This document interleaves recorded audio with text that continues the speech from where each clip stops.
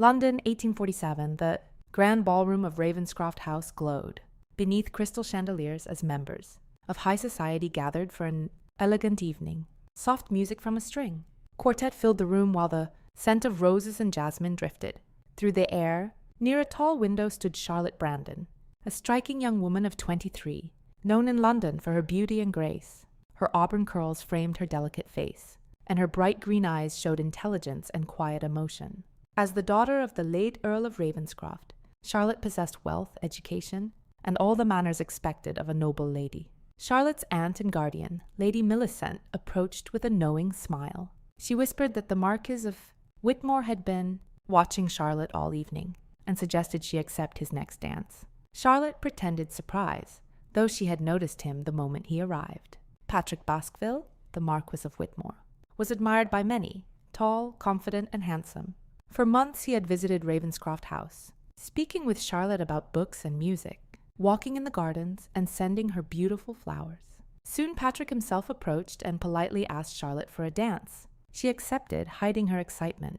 As they moved across the ballroom floor, many guests watched with interest. Some admired them as a perfect pair, while others whispered about the wealth Charlotte would bring to a marriage. Charlotte, however, thought only of Patrick's hand at her waist and the hope growing in her heart. Patrick softly complimented Charlotte's appearance. She thanked him politely, though something troubled her. Several times during the dance his attention drifted toward another woman. Nearby, Lady Sophia Harrington. It was not the first time Charlotte had noticed his wandering gaze, yet she tried to believe his feelings might deepen with time. Across the ballroom, another man watched the dance with quiet admiration. David Percy, the Duke of Ashford, stood beside his friend Lord Pembroke. Though a duke ranked higher than a marquis, David was a thoughtful man who rarely drew attention to himself. His warm hazel eyes followed Charlotte as she danced, revealing feelings he had hidden for 2 social seasons. Lord Pembroke teased David, asking why he never declared his feelings. David simply smiled and admitted Charlotte's heart seemed devoted to another. He said he would rather remain her friend than risk losing her completely. His quiet loyalty showed the kind of man he was. When the music ended, David approached Charlotte and asked for the next dance. She hesitated, glancing toward Patrick, who was laughing with several gentlemen near the card tables. With a soft sigh, she accepted David's invitation. As they danced, Charlotte noticed how different he was from Patrick. While Patrick was charming and intense, David was calm, sincere, and attentive. David gently said Charlotte seemed distracted and asked if she felt well. She replied that the changing season often made her thoughtful. He agreed, saying every season had its beauty, just as every person had qualities worth appreciating. His quiet sincerity surprised Charlotte, and for a moment she sensed deep feeling in his gaze. When the dance ended, David thanked her warmly and asked if he might visit the next day to share some poetry. Charlotte politely agreed, though her attention soon returned to Patrick, who was once again speaking with Lady Sophia. The rest of the evening passed with polite conversation, but Charlotte could not ignore the doubt growing in her heart. Later that night, as Charlotte and her aunt rode home through London's foggy streets, Lady Millicent excitedly suggested Patrick might soon propose. Charlotte looked out the carriage window, unsure what to believe.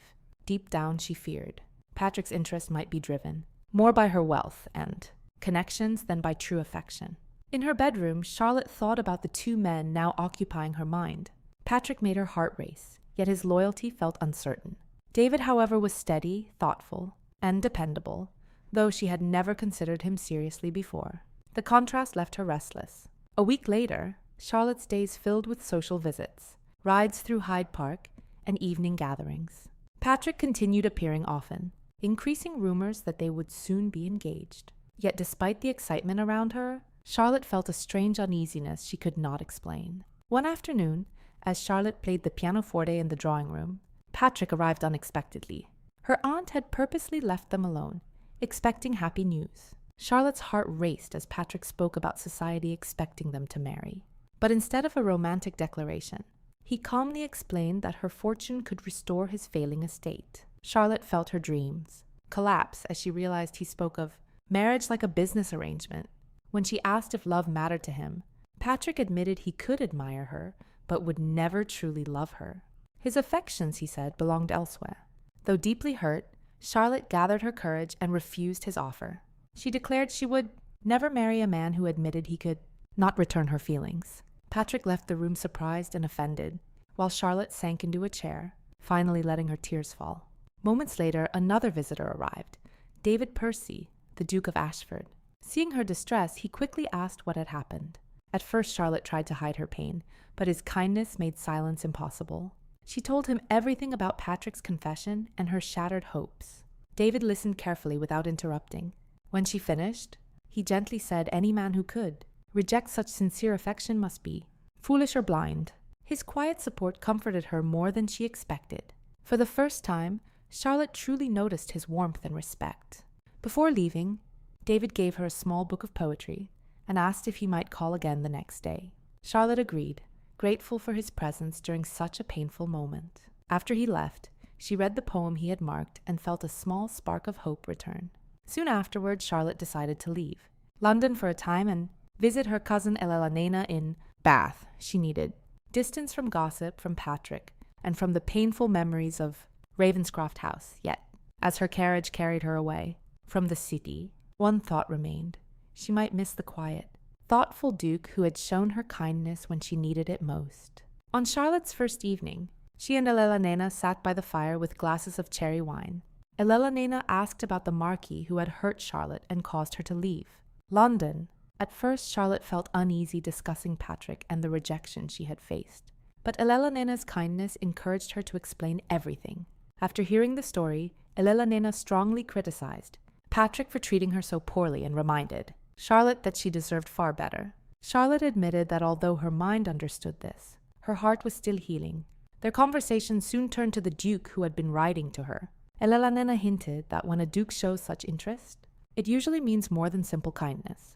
Charlotte shyly insisted the Duke of Ashford was different from Patrick because he valued her character rather than appearances. Elena suggested that Charlotte's time in Bath might help her see matters of the heart more clearly. Charlotte's first weeks in Bath followed a calm routine that slowly helped her recover. Mornings were spent at the pump room, afternoons walking or visiting shops, and evenings reading and talking with Elena.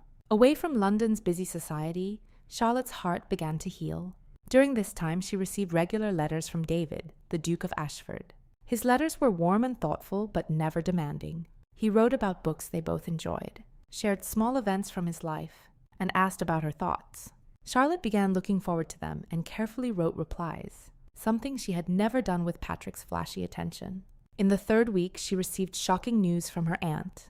Lord Whitmore had been caught with Lady Sophia by her husband, and a duel was expected. Instead of feeling hurt, Charlotte felt calm and even grateful she had avoided such a marriage. Later that day, while walking in the botanical gardens, Elena noticed Charlotte deep in thought and asked if she still worried about the Marquis. Charlotte admitted she thought of him less each day, though she still felt embarrassed for believing his affection was real. Elena reminded her that disappointment often strengthens the heart. She also pointed out that the Duke continued writing often, clearly admiring her. Soon, a messenger arrived with another letter, explaining more about the scandal and the planned duel. Charlotte also learned that her aunt had told the Duke she would remain in Bath longer. When Elena asked if it would bother her if the Duke visited, Charlotte surprised herself by smiling and saying she would be glad to see him. Just 2 days later, while Charlotte was reading in the morning room, the butler announced an unexpected visitor, the Duke of Ashford himself. Charlotte rose in surprise. David greeted her warmly and explained that London had felt dull without her, and once he heard she would stay longer in Bath, he suddenly found important business there. Charlotte could tell the excuse was playful and enjoyed the honesty behind it.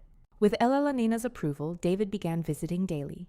Together they explored Bath, toured the Roman baths, attended concerts, and walked along the Royal Crescent. In his company, Charlotte discovered a different kind of happiness, calmer and deeper than the excitement she once felt with Patrick. One afternoon at the pump room, David mentioned that Charlotte seemed happier and more relaxed.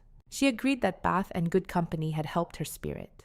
David gently said her happiness mattered greatly to him, and Charlotte felt the sincerity in his words. Unlike Patrick's polished compliments, David spoke honestly without expecting anything in return. Over time, she noticed many small things about him: his warm laughter, his kindness to older visitors, and his curiosity about the world. One rainy day, while they sheltered in Bath Abbey, Charlotte finally asked why he had continued. seeking her company in London, when she clearly admired another man. David replied that he had always admired her kindness, intelligence, and quiet strength, and believed such qualities were worth waiting for. Charlotte was deeply moved by his honesty and asked what he saw when he looked at her now. David replied that he saw a woman who had faced disappointment with dignity and grown wiser without losing her warmth. He admitted he had loved her since the day they first met, even when he believed she might never return his feelings. Charlotte realized how different his confession was from Patrick's cold proposal. David gently asked if he could hope that one day she might feel more than friendship.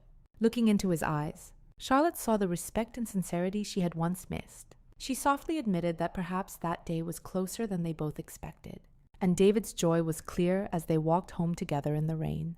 That evening, Charlotte received another letter from London saying Lord Whitmore had survived the duel but was injured and planned to travel abroad, leaving London society for a long time. Charlotte felt strangely calm reading the news. When David asked how she felt the next day, she said she could now wish Patrick well without wanting him back. David told her that was a true sign of healing. As autumn arrived in Bath, Charlotte and David's daily meetings became the highlight of her stay, while Elena quietly watched their growing closeness with approval. Charlotte realized her feelings for David were very different from her earlier attraction to Patrick. That affection had been sudden and intense, while her love for David grew slowly through many small moments of respect and understanding. She appreciated how he remembered her favorite authors, noticed when she felt tired, and truly listened to her thoughts. These simple gestures showed her what real affection looked like. One afternoon in late October, David took her on a drive through the countryside near Bath. As they walked along a hill overlooking the city, he explained he would soon return to his estate in Hampshire for important matters. Charlotte felt disappointed hearing he would leave. David then took her hands and admitted that his time in Bath with her had been the happiest period of his life. He said he had tried to be patient while her heart healed, but leaving made him speak honestly. He confessed that he loved her deeply and admired her kindness, intelligence, and strength. He asked her to marry him, not for status, but because he believed they could build a truly happy life together. Tears filled Charlotte's eyes as she realized how sincere he was. Unlike Patrick, who offered everything except his heart, David offered his love freely. Charlotte gently told him she needed no more time.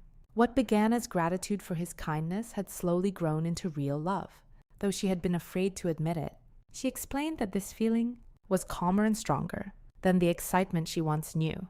Looking into his eyes, she finally said she loved him and would gladly become his wife. David's face lit with happiness as he embraced her, and their first kiss on the quiet hillside sealed their promise.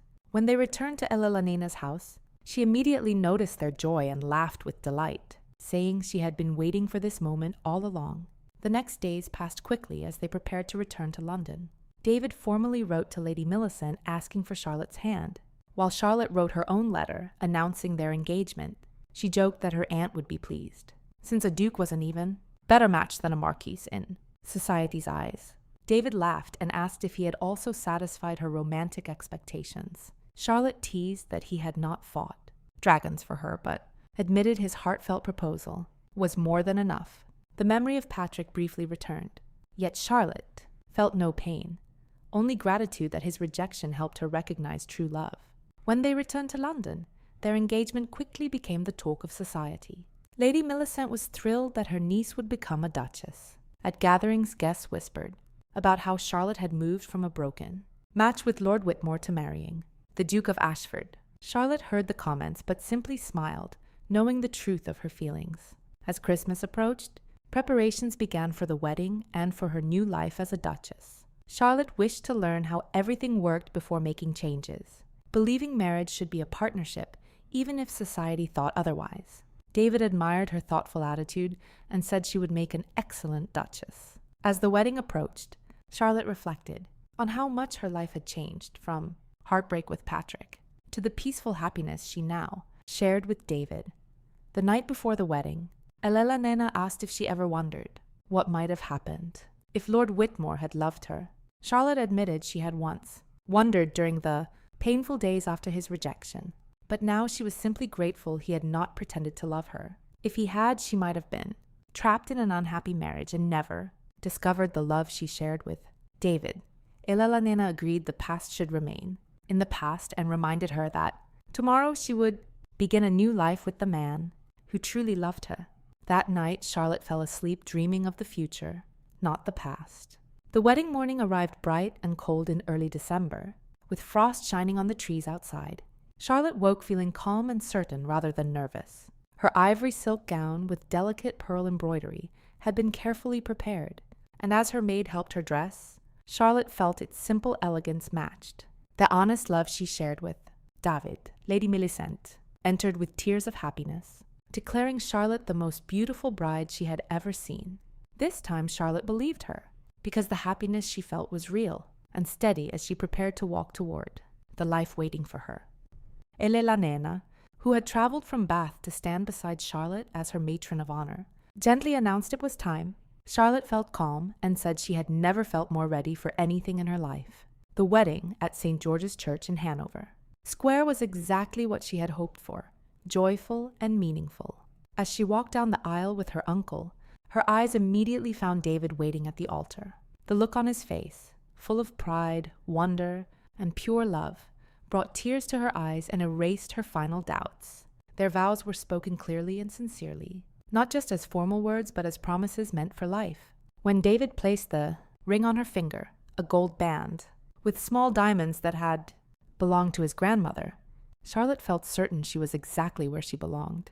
This was not second best, but the beautiful result of everything she had experienced. When the bishop introduced them as the Duke and Duchess of Ashford, the church filled with applause, though Charlotte barely noticed. What mattered most was David's warm hand in hers and the knowledge they were beginning a life built on true love and respect. As they stepped outside the church surrounded by cheers and falling rose petals, Charlotte briefly noticed Patrick Baskerville standing in the crowd. For a moment their eyes met. She felt no anger or desire to prove her happiness. Instead, she gave him a small, sincere smile acknowledging the past. Patrick nodded quietly and disappeared into the crowd while Charlotte turned back to her husband and the celebrations ahead.